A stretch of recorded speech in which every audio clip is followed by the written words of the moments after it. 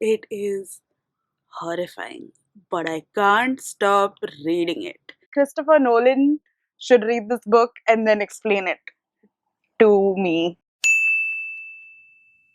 Hello, welcome to my channel. My name is Smithy and I like to read, and today I am going to be doing the 24-hour reading challenge thing, where basically I read for the next 24 hours. I will try to read as much as I can in the next 24 hours. And yeah, the theme of this one is basically reading books by women authors because it is Women's History Month right now. Hi, hello. So I made this video way back in March, which was actually Women's History Month. It is now July, which is when you will be seeing this. So it has been a hot minute, and it's very delayed, but I really liked the books that I read in this video, so I wanted to still put it out there. I did stay up for 24 hours reading these books, so I wanted you to see what I thought of them, and yeah, that's why I'm putting it up. I haven't spoken in front of a camera in a long time, and my camera is malfunctioning, so that's excellent. But anyway, I hope that you enjoy, and cool, back to March Smriti. I will come back in another video and hopefully explain why I have been missing, why my hair is blue, what I have been dealing with. But in short, if I have to sum it up, it is grief, mental health, and general health. So anyway, I have a bunch of options here that I have. It's fine. I am not going to like purposely choose books that are short to read here. I am purposely choosing books that like I really want to read and I've been meaning to read for a while. So that's the idea behind this. It is currently 2:37 because there were a lot of things that went wrong. So first, I didn't wake up on time. I was supposed to start at 12, and then my camera stopped working, so I had to figure that out. The battery is still super low, and then I couldn't find stuff. It was my mic stopped working. It was like a whole thing. So like, you know when they say Murphy's law. Yeah, that's exactly what it was. But anyway, I'm gonna start the clock now. Okay, and then for 24 hours we will be reading. Just by the way, till while I do this clock thingy, I have done this before for multiple other thingies. So like I read books from different continents, etc. I'm gonna link that for you just in case. But yeah, okay, this is the clock thingy. Would you focus? No, but it says 24. Okay, so my battery died. I guess you figured, but yeah, it's fine. Battery is charged now. I am about an hour and a half in, and I have started reading Hurricane Season by Fernanda, Melchor, translated by Sophie Hughes from Spanish.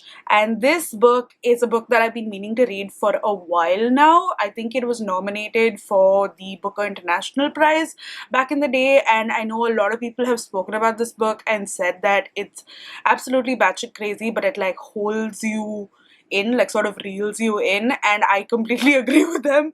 This book is a lot. Like there is a lot of horrible things happening in this book. The language is so coarse, and just like full of horrible things that are being said and that are described, and like just yeah. Okay, let me tell you what the book is about. So essentially, in the first two chapters that I read, we get to know about this witch in this village in Mexico and how they sort of like despise her, but they still go to her for like remedies, etc. And they think like she can help with like love potions or like putting curses on people, etc. And that is the elder witch, and then she has a daughter who is the younger witch, and the younger witch is basically found murdered. In the very beginning we find that out. She's found murdered, and like brutally, and basically we're trying to find out what exactly has happened. And I am on chapter 4 now, and I think basically from chapter 3 we get the perspective of one person who is the cousin of the person who is apparently like killed the witch, and then the second one is of the stepfather of that character, which I'm currently reading. But it's the what's interesting is that the chapters are really long, but also there's no full stop in the chapters. Like it just keeps going on like a train of thought of sorts, and there's like, like a just a dialogue that they're having with you. And I think that's also the reason why you can't stop reading, because you're like, there is no pause. So yeah, that's basically what I am reading right now, and it is nuts, but it is really good in terms of just like reeling me in. Like I think I've been reading for an hour plus without stopping at all. But yeah, that's that. I'm gonna continue reading, and also I want to tell you that this Fitzcarraldo editions, like the publishers, they have such good, like the paper quality is so good. Like it's a pleasure to hold in your hands, because it's like that thick paper. You know what I mean? Ugh, like when I'm turning a page, I'm just like, oh, this feels so good. And I don't know if this is just me, but like I really have been appreciating like the paper quality of this book. Yeah. Okay. I will get back to you with deets.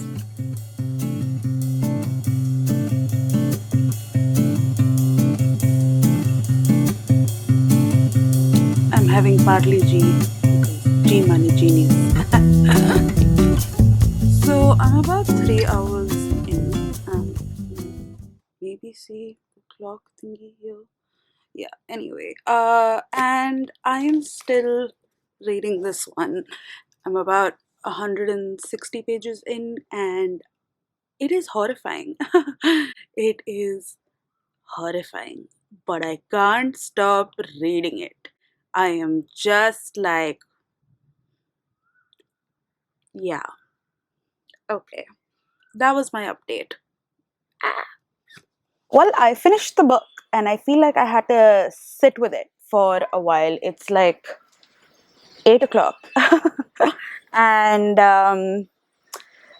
this book is something. Let me tell you that first. It is traumatizing. It has a lot of unsavory things that are happening in it, and you, as I've said before, just can't stop reading it because you want to know what happens. And it's nuts how invested you become in these characters and in this story.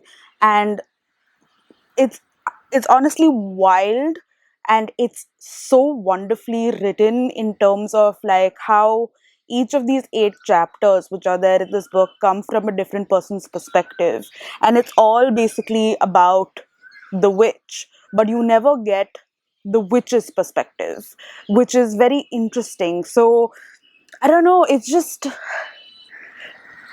I think I'm gonna have to give this book a 5 star, just in terms of how well it was written and how it makes you feel, and like how compulsive it is. Like this book will definitely make you feel a lot of emotions while reading it. Like there are many times where I was like, oh, I need to keep this book away, but like I also didn't want to keep it away because I wanted to keep reading it.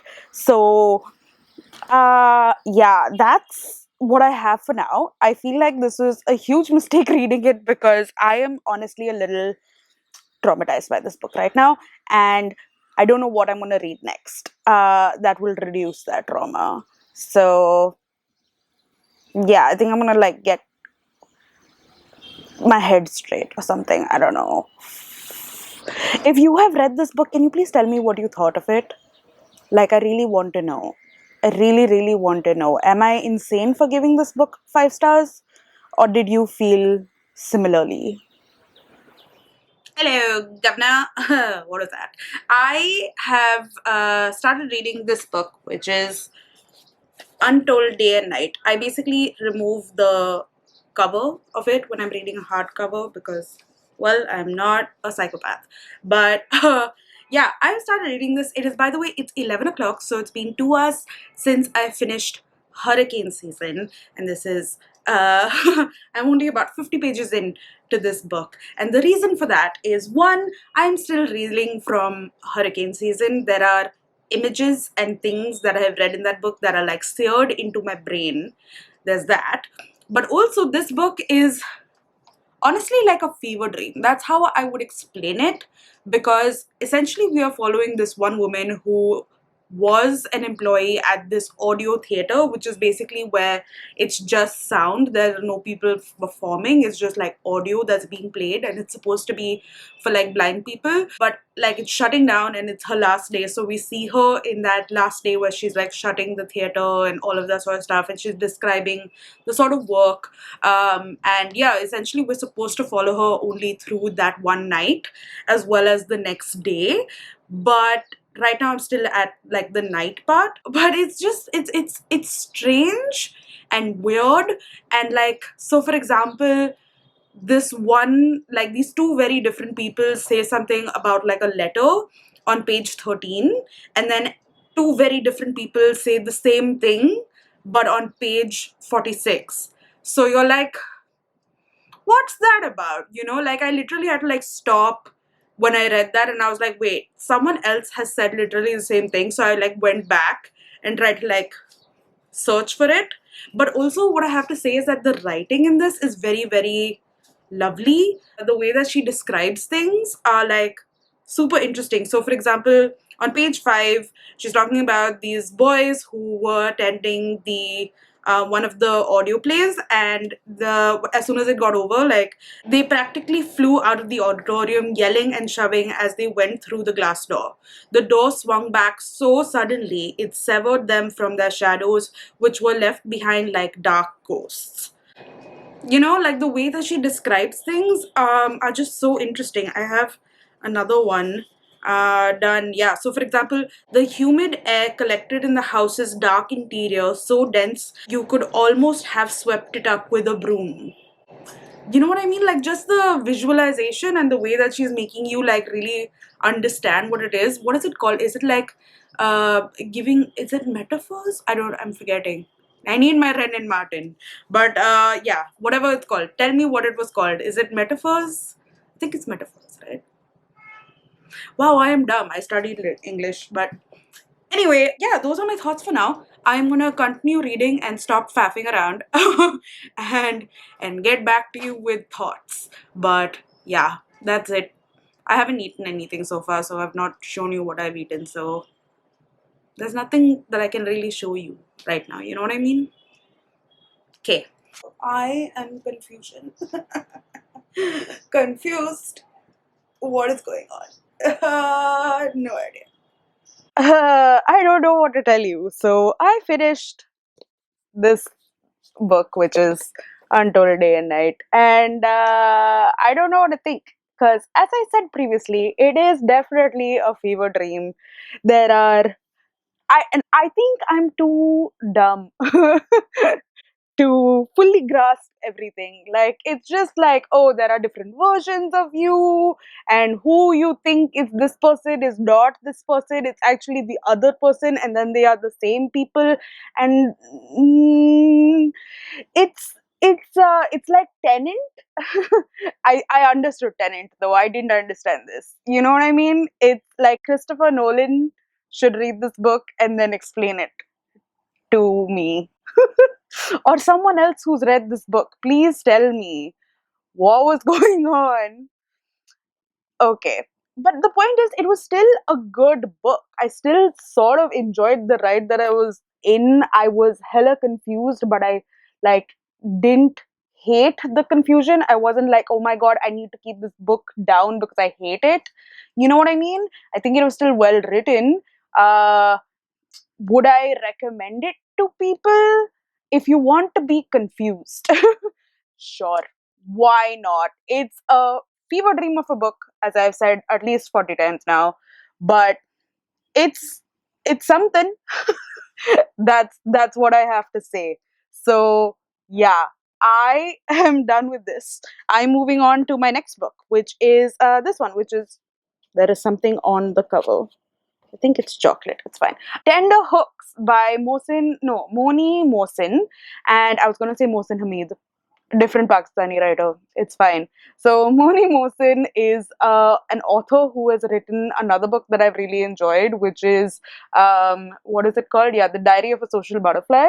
And this is the sequel to that. And The Diary of a Butterfly is basically about this woman who lives in Pakistan in Lahore, and she is slightly like she's rich and only cares about like society and like being able to shop and like just like appearances and stuff like that. And she's quite like a bimbo, like she's a little like there's not much here, you know what I mean? So these are essentially like diary entries from her talking about like various things that are happening in her life. And what's interesting is like the first like thing will talk about something that's actually happening in the world, or in Pakistan, like a news thingy, and then it'll be like her talking about really frivolous things in life, but also mentioning stuff that is happening in the world. So in this one, I've started reading it, and like she says things really stupidly. Like instead of Caesar salad, she said seizure salad. Because she's not the smartest cookie, in life. And yeah, there's a lot of like Hindi in it, like cheapster jaisa or stuff like that. And like yeah, it's just I really enjoy reading this. I've been like zooming through it. I'm about how many pages in? About like 70-ish pages in. I don't have a bookmark. I should get one. But yeah, that's basically where I am right now. I am going to go out now, because if I stay at home, I will definitely fall asleep, So I'm just gonna go out, read my book, and chill. So that is the plan. Cool.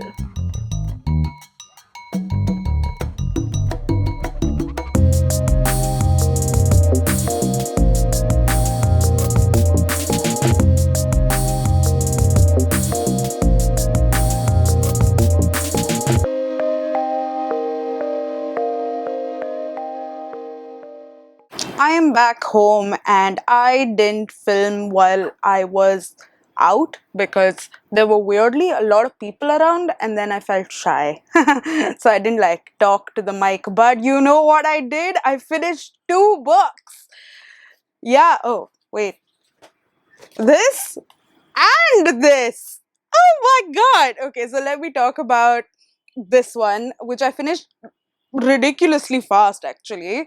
So I really like this one. I think I've already I have spoken to you about what it's about. So in this one we get to see her as things are happening in Lahore. There are a lot of like terrorist attacks and a lot of like suicide bombers and all of that sort of stuff, and Pakistan is clearly going through stuff. So she talks about that a lot as well in it, which is much more than what she spoke about like events and stuff. And you really get to see like a different version of her sort of like growing up and like understanding the world and being a little more or a little less self-involved. So I really like that journey for her. I've always found her really like enduring in this book. So yeah, I liked it. I think that like her character and like these books are just like little pieces of joy to read, because like it's just funny, and it's cute, and you can read it really fast. So yeah, this series is something that I definitely recommend. There is a third book that came out last year, which is called Between You, Me, and Four Walls. So I definitely want to read that as well. So I will come back to that, but this one was definitely a win for me. I'm going to give it 4 stars because it was just a really good, fun time. And then I started reading this one, which is Mahasweta Devi's Wrong Number and Other Stories. And this is translated by Subhransu Maitra. And Mahasweta Devi is a really, really renowned Bengali writer who writes a lot in Bengali, and she has a lot of short stories that I know of actually, or like little novellas that I've read. So, like for example, the something of 1084, Mother of 1084 is a book that I've really, really liked. So, I wanted to read more from her. So, these are a collection of four short stories in this slim novella sort of thingy, no, slim book.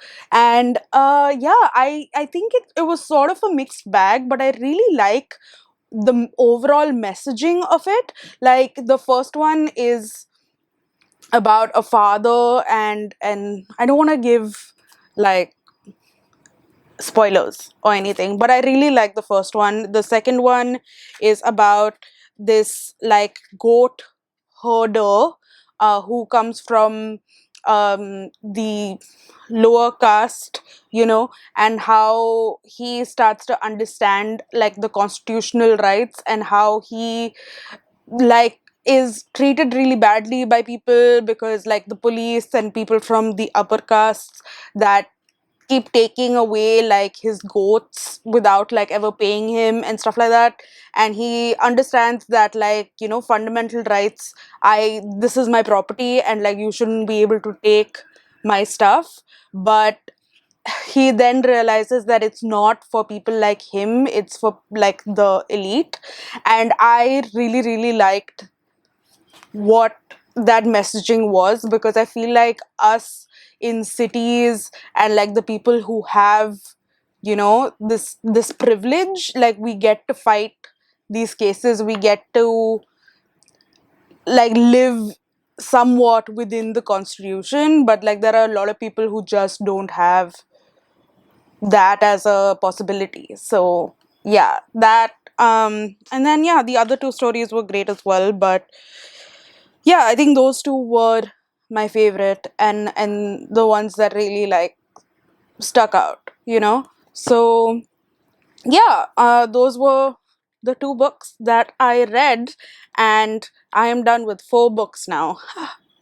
What a wonderful time. So that is all. Just a random addition. The wrong number thing really reminded me of uh, this when I had a landline at home. There was this wrong number that would keep like calling us, and they would be like, "Hello, happy home," and I would be like, "No, sad home." Yeah, that was a bad joke, but like I used to get great joys from them just going like, "Huh?" And I would be like, "Ha ha ha." But yeah, it was a wrong number. So because like wrong number, so I was like, just needed to give you that weird thing anecdote from my life. Hello, it is what time is it? I don't know. Where is my phone? It's some time. But anyway, I in all honesty went to sleep for about 45 minutes, which is fine. I shouldn't have had the beer, but it's cool. I have started reading this new book called The Wall, which is a very, I love the cover, it's very pretty. But this is a book by Marlen Haushofer, and it is translated by Shaun Whiteside. So yeah, this is basically a book that I've really wanted to read for a while now because I've heard good things about it, but I was unsure if I wanted to read this right now because I've already read two weird books today. But I don't know, it sounds interesting so far. So essentially, this is a dystopian novel where we find this one woman who's like in her 40s, I think, and she goes to this sort of cabin in the woods of sorts, like in a hill somewhere, and she goes there with her cousin and the cousin's husband. Then the cousin and the cousin husband sort of go into the village for like drinks or whatever, and she's stayed back with like the dog. And in the morning she wakes up and she finds that they weren't there, they hadn't come back, so she gets worried and she goes towards the village. But before she could reach there, there's like, she gets stopped by essentially this transparent wall that has been erected, which sort of blocks her from the rest of the world.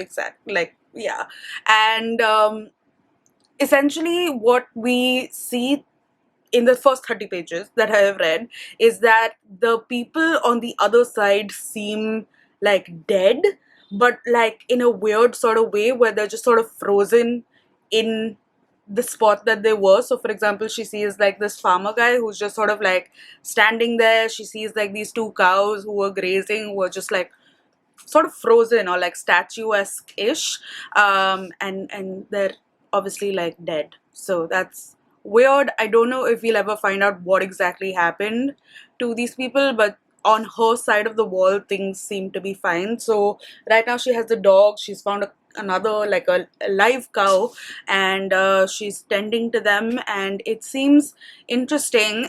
When I was reading it, I was just like, well, doesn't she have like a mobile phone or something like that where she could like try to call people? And then I googled it, and it turns out that this book has been written in 1963.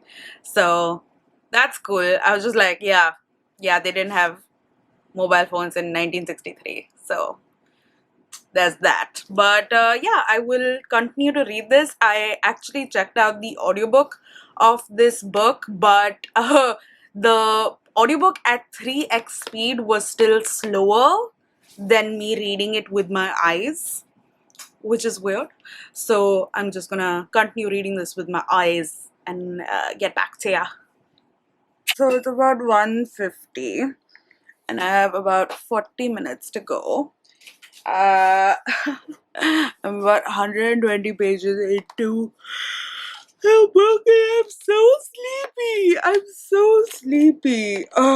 But I've ordered pizza to keep myself awake, and it's pepperoni, so I have 40 minutes of eating and then sleeping. Open, goddammit. A few moments later. That looks good. It's pepperoni and honey. Okay. Bye.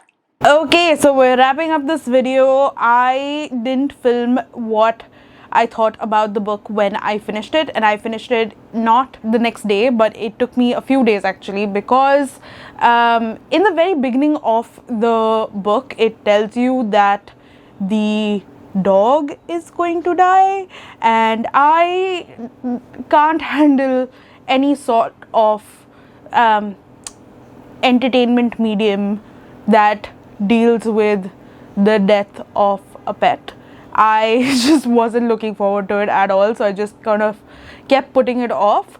In the end, it wasn't so horrible the way that it was described or anything like that. It wasn't like this huge sort of thing, but I think in the end I did really enjoy this book for what it was doing in terms of just sort of laying out what a person may go through for being in a situation like this and just being one with nature and themselves. And it was sort of like this diary entry sort of thingy of just like recounting everything that she went through and all the sort of trials and tribulations. But it was really nice in the way that like I got to see her be so in tune with her pets, be it the cats, be it the dog, be it the cow, be it anything really. It was just really nice to sort of see that and just sort of see someone lead a simpler life of sorts. It was just a lot of a person just sitting with their thoughts and feelings and just survival, and that's good for some people, it's okay for some other people. So I didn't like absolutely love this book, but I didn't dislike it either. So I thought that it was good but not excellent, if that makes any sense. Also, I read this book so long ago now that I'm having some difficulty explaining to you what my thoughts were exactly, because I don't remember them myself. So yeah, there's that. So in this video I read Hurricane Season, which I gave 5 stars to. I gave Tenderhooks 4 stars. I gave what would I give? Wrong Number, I think I would give 3.5 stars to. Same to Untold Day and Night, maybe like a 3.25 perhaps. And this one is also about maybe like a 3.75 of sorts, The Wall. But all in all, I think all of these books were still books that have stayed with me even in July. So I would definitely recommend them to people. I would think that if you have heard all of the things that I've had to say and find them intriguing, then definitely do pick them up. I think that they are great books, and women writers are amazing, and I will come back to you with more content soon, I promise. I do have a lot of other unfinished vlogs as well that I have done, and generally I have a lot of books that I have read over this period of time that I do want to talk to you about. So stay tuned. Thank you for staying with me all this while, and don't unsubscribe, because I'm not done and I have lots more to talk about. And if you are here till the end, I would love for you to leave me something with blue, an emoji with blue, because I've colored my hair blue. Okay, love you, bye.